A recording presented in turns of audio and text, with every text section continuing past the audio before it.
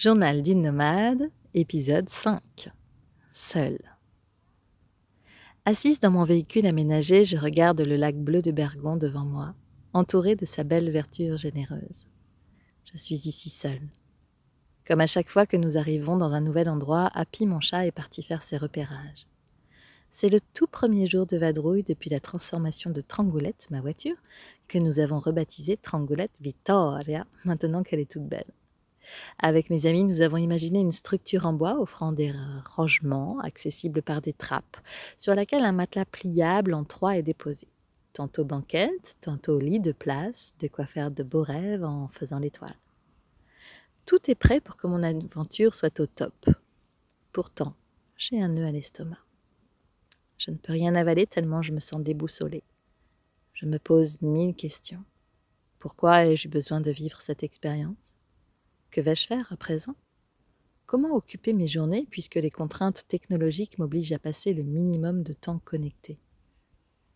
J'ai mis mon studio de yoga en ligne en mode ralenti.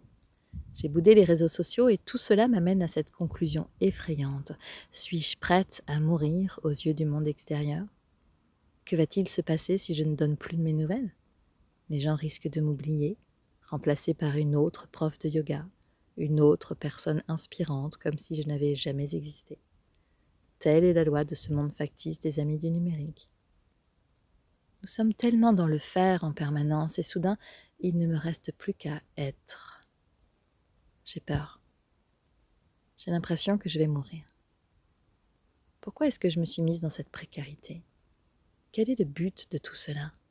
Et encore cette question, que vais-je faire de ma vie ? Le vide est effrayant. Nous sommes tellement conditionnés par la nécessité de remplir les moments de creux de la journée, remplir les espaces vacants, remplir sa tête et son téléphone d'images, de vidéos, de connaissances, de followers. L'enthousiasme avec lequel j'ai mis en place toute cette aventure a pourtant bien existé. Depuis le départ, je suis guidée par l'élan de mon cœur. Et maintenant ? Où donc est passée cette belle énergie ? Pourquoi suis-je si changeante, si instable et si apeurée même ? Pourquoi je ne me suffis pas d'une vie classique que des millions de gens acceptent sans se poser de questions ? Un CDI, une paye à la fin du mois, des collègues, des horaires, 5 semaines de vacances par an. Je regarde devant moi, assise sur ma banquette canapé, les portes de mon expert ouvertes sur la nature. La beauté, le calme et la sérénité contrastent tant avec mon agitation et mes doutes intérieurs. Je suis devenue nomade pour me confronter à ce sentiment d'insécurité que je sens en moi depuis l'enfance, héritage de mes parents, d'une enfance difficile et surtout d'un manque d'amour. J'ai eu à cœur de me confronter à ce monstre intérieur qui dévore mes projets, mes amours, mes finances. Ne garder que ce qui tient dans ma voiture et vivre avec les éléments de la nature est un chemin initiatique que j'ai voulu expérimenter en conscience. J'y suis à présent. Je viens d'entrer dans cette grotte et je regarde le monstre, le ventre noué, la gorge serrée et le mental en ébullition. Je me surprends à rêver d'un job à plein temps et de contraintes. N'est-ce pas cela la lutte de mon ego qui cherche à me faire croire que j'en ai soudainement envie ? Mon mental égo met les bouchées doubles pour prendre les commandes de mon être et me faire douter du bien fondé de mon aventure de nomade. Le combat ne fait que commencer. J'entends ses voix, mais je ne m'identifie pas à ses propos. Je choisis la liberté. Pour me calmer, j'enlève quelques brindilles sur le sol et je déroule mon tapis de yoga sur l'herbe. Je commence par quelques salutations au soleil, puis des postures d'équilibre que je pratique tous les jours. Mon corps se muscle et apprivoise les aspérités du sol. Les équilibres quasi impossibles sur ma jambe droite sont maintenant beaucoup plus aisés. Si mon corps trouve son équilibre, cela signifie bien que mon esprit aussi rejoint cet équilibre, non ? Il est fragile pourtant. Ma cheville vacille encore et je cherche toujours ce point d'alignement qui va me permettre de rester stable. Je sais au fond de moi que c'est justement cet équilibre que je suis venue chercher au fond de cette nature, dans ma petite maison roulante, seule avec mes démons. Mon mental ne fait pas le poids face à la sérénité que m'apporte le yoga. La reconnexion à mon corps m'aide à me détacher de mes peurs qui ne sont que des projections imaginaires. J'écris ces quelques lignes pendant que le jour se couche doucement, laissant place à une lueur en demi-teinte. Les derniers promeneurs ont quitté les lieux et les bruits de la nature s'intensifient comme si tout ce petit monde se faisait plus discret durant la journée pour ne pas être surpris. Alors qu'un petit lapin caramel s'approche de la voiture en sautillant, confiant, je retiens mon souffle pour ne pas l'effrayer et profiter encore un peu de cet instant simple et si beau à la fois. Soudain, il s'aperçoit qu'il n'est pas seul et détale pour se cacher dans les buissons. La parenthèse enchantée s'achève et je replonge dans mes pensées. Je ne sais ni ce que cette aventure va m'apporter, ni combien de temps cela va durer, mais je suis certaine que j'en sortirai grandie, guérie et libérée de mes peurs, car aussi profond est l'abysse du désespoir, aussi vertigineux en est le trésor récolté.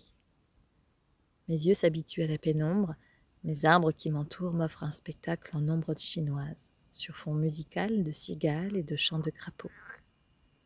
J'ai choisi de ne pas allumer la lumière pour me fondre dans ce décor, mais je ne distingue presque plus le clavier sur lequel j'écris. Me syntoniser avec la nature, c'est aussi accepter de fermer les yeux et de les rouvrir au rythme de sa clarté.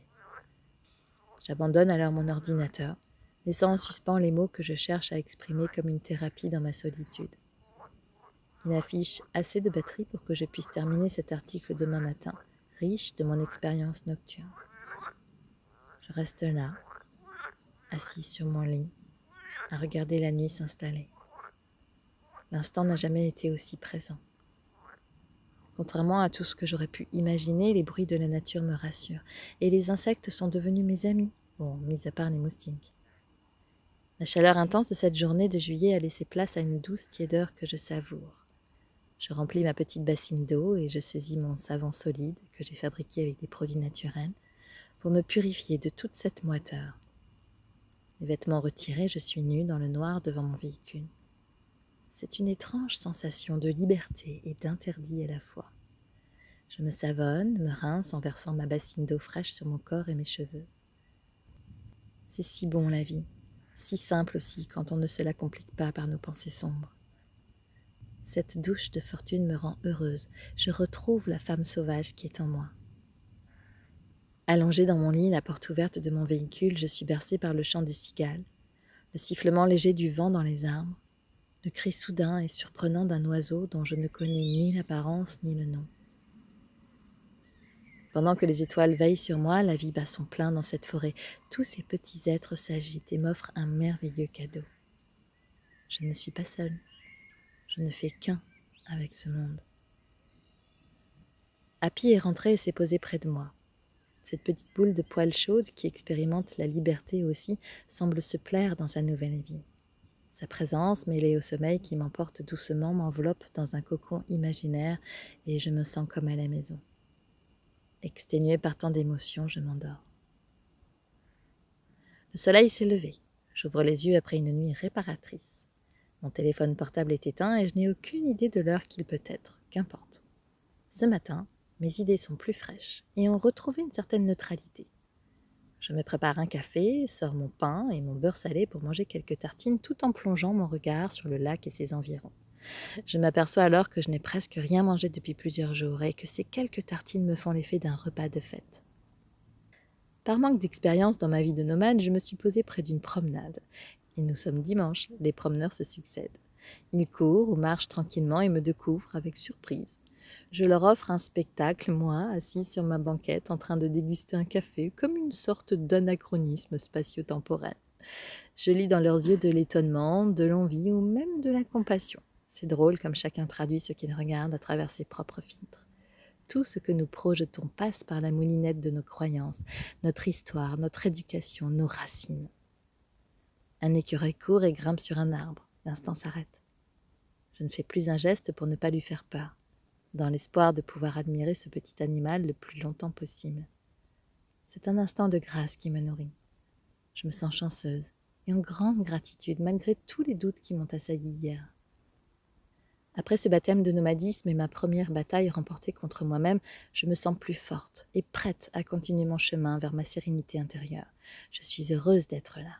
J'ai choisi la liberté. Merci la vie. Si vous souhaitez suivre mon aventure nomade, rejoignez ma chaîne YouTube, Les Pionniers du Nouveau Monde. La petite cloche et le pouce bleu pour mettre les algorithmes dans notre poche et c'est parti pour la découverte.